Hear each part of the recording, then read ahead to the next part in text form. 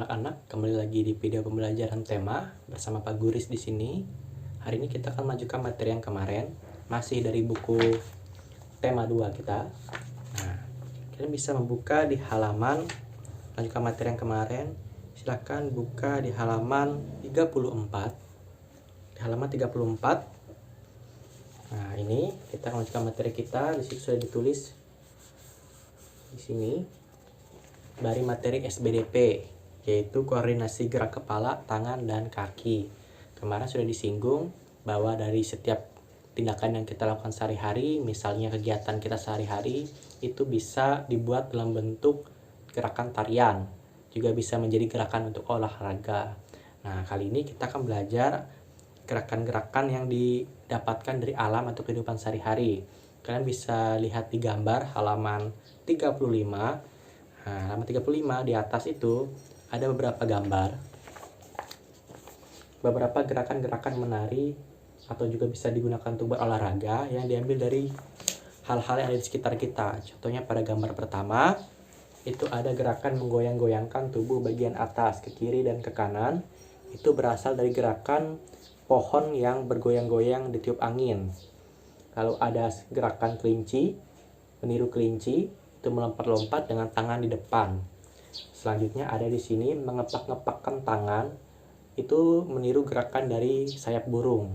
Nah, yang terakhir ini ada gambar berlari-lari sambil tangannya ditaruh ke belakang atau dikepak-kepakan juga bisa juga, itu meniru dari gerakan ayam. Nah, gerakan-gerakan ini banyak dipakai untuk berolahraga, misalnya untuk pemanasan atau merenggangkan tubuh dan otot-otot kalian.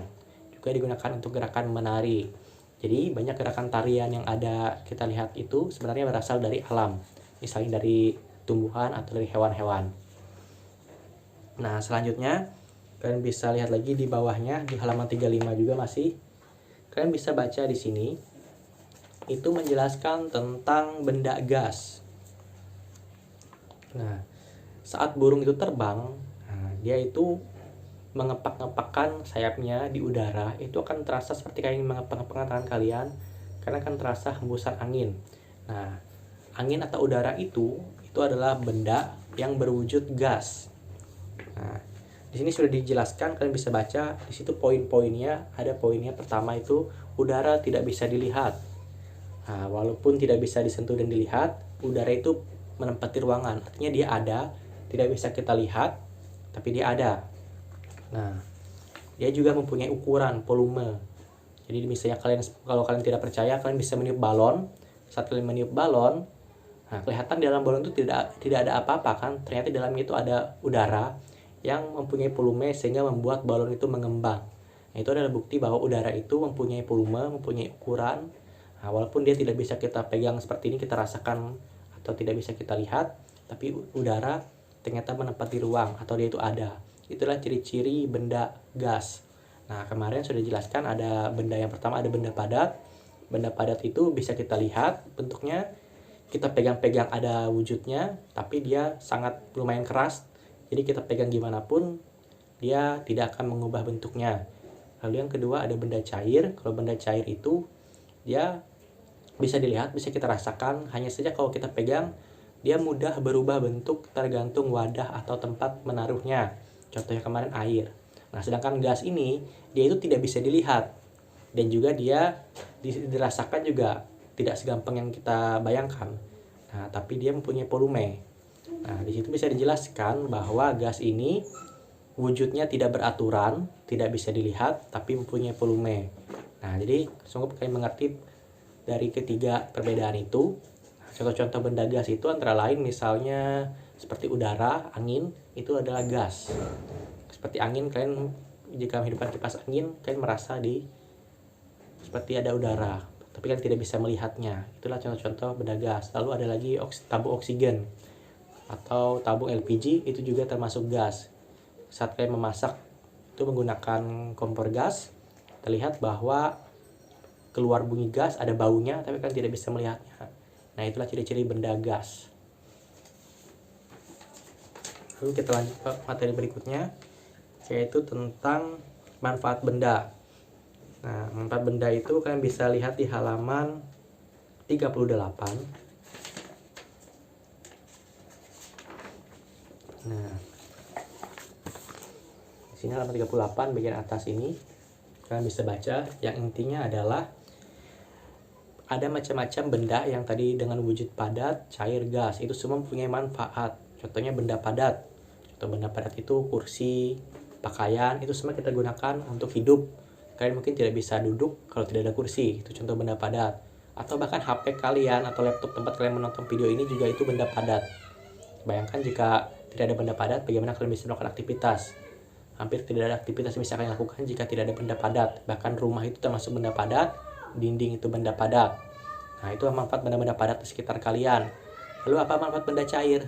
Banyak. Contohnya air minum, itu benda cair. Kalian bayangkan kalian tidak bisa minum kalau tidak ada air. Bahkan kalian tidak bisa mandi jika tidak ada air. Lalu bensin, itu benda cair juga. Bayangkan kalian kalau tidak ada benda cair seperti bensin, bagaimana kalian bisa menyalakan motor kalian, dan lain-lain. Lalu bagaimana dengan manfaat gas? Nah, manfaat gas itu ya gas untuk memasak, gas oksigen. Nah, itu gunanya untuk memasak, lalu tabung oksigen untuk orang sakit atau orang yang lagi masa kritis, itu sangat berguna sekali. Bayangkan jika tidak ada tabung gas, bagaimana kalian bisa memasak dengan mudah, atau juga tidak ada tabung oksigen. Kalian tentu tidak bisa bernapas dengan baik jika sedang sakit. Nah, itu manfaat-manfaat benda-benda dengan wujud padat, cair, dan gas yang ada di sekitar kalian. Semuanya mempunyai manfaat. Nah, lalu yang berikutnya, bermain dengan teman. Di sini dijelaskan juga ada tentang materi bermain dengan teman, masih membahas bermain dengan teman lagi. Jika kalian sudah paham menjelaskan aturan-aturan bermain itu di rumah teman, nah ini lebih kepada bagaimana berlaku dengan teman. Jika kalian bermain dengan teman, pastikan kalian harus jujur, tidak mengganggu teman kalian, tidak membuat teman kalian marah atau tersinggung. Nah, itulah contoh-contoh aturan-aturan bermain dengan teman kalian. Jangan bermain sembarangan dengan teman, jangan membahayakan teman kalian. Nah, jika bermain juga harus ingat waktu. Itu adalah poin-poin yang dijelaskan di sini. Lalu jika kalian bermain permainan, contohnya bermain kelereng atau bermain sepak bola, nah, ada aturannya juga, tidak boleh curang. Itu sangat penting sekali, karena jika bermain secara curang itu namanya merusak permainan. Nah, konsekuensi atau akibatnya apa? Jika bermain curang, mungkin kalian tidak akan diajak bermain lagi, atau teman-teman kalian akan tidak menyukai kalian atau membenci kalian. Nah, jadi bermainlah secara jujur dan tidak membahayakan temanmu. Itu adalah poin dari kalimat-kalimat atau cerita yang ada di bagian halaman 38 ini. Nah, dengan mengikuti aturan-aturan itu tadi, nah, kalian bisa lihat di halaman 40. Jika kalian mengikuti aturan tadi, maka kalian akan merasakan atau mendapatkan manfaat seperti yang dijelaskan di sini. Di situ manfaatnya banyak sekali. Jika mengikuti aturan, hidup kalian akan lebih teratur dan lebih nyaman atau lebih aman. Nah, itulah manfaat-manfaatnya. Jadi jauhilah hal-hal yang melanggar aturan, lalu laksanakanlah aturan-aturan yang ada di sekitar kalian. Itulah poin-poin penting dari pembelajaran ini. Nah, jadi itu adalah penjelasan tentang bagaimana wujud benda yang ada di sekitar kalian. Semoga kalian bisa mengerti. Lalu juga tadi sudah dijelaskan aturan-aturan bermain di rumah teman kalian, dan bagaimana etika-etika saat mengunjungi rumah teman kalian. Nah, Bapak harap kalian bisa mengingatnya dengan baik. Agar kalian lebih memahami materi ini, kalian bisa mengerjakan tugas di LKS kalian. Silahkan buka LKS kalian dari halaman 43. Ini halaman 43. Kalian kerjakan hanya yang ini, bagian 2, yang mengisi titik-titik. Ingat ya, halaman 43, bagian 2, mengisi titik-titik ini. Di situ soalnya masih berlanjut sampai ke halaman di sebelahnya. Jadi kerjakan bagian 2, halaman 43, dari nomor 1 sampai nomor 10 yang ada di halaman 44. Ingat ya, bagian 2 saja. Nah, silakan kerjakan. Lalu jika sudah selesai, tuliskan di buku kalian. Nah, nanti difotokan. Silahkan kirim ke wali kelas kalian masing-masing. Jangan lupa saat mengirim, tuliskan jawaban tema 2, subtema 2, agar memudahkan guru kalian dalam mendata siapa saja yang sudah mengumpulkan tugas. Nah, itu saja pesan dari Bapak. Belajar lagi yang rajin. Bagi yang belum bisa membaca, silahkan perdalam lagi latihan membacanya agar lebih lancar. Nah, sampai jumpa di video pembelajaran berikutnya. Dadah.